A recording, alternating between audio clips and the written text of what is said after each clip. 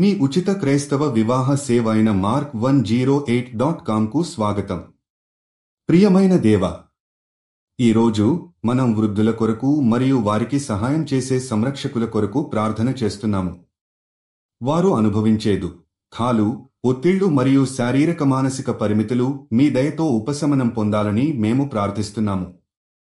మీరు వారి జీవితంలో ఉండి వారు అనుభవించే వేదనలను గమనించి మీరు వారి పట్ల ప్రేమ మరియు కరుణతో స్పందించాలని కోరుకుంటున్నాము.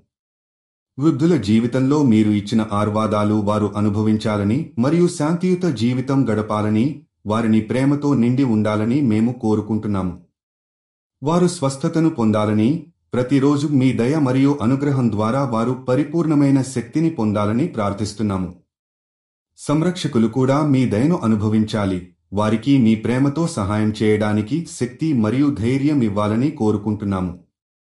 వారు శాంతియుతమైన మార్గంలో వృద్ధులను జాగ్రత్తగా చూసుకునే సామర్థ్యాన్ని పొందాలని, వారి శక్తిని మీరు ఆశీర్వదించారని మనస్ఫూర్తిగా కోరుకుంటున్నాము. దేవా, మేము ప్రార్థన చేస్తున్నాము, మీరు వృద్ధుల జీవితంలో శాంతి మరియు ఆనందాన్ని ప్రవేశపెట్టండి.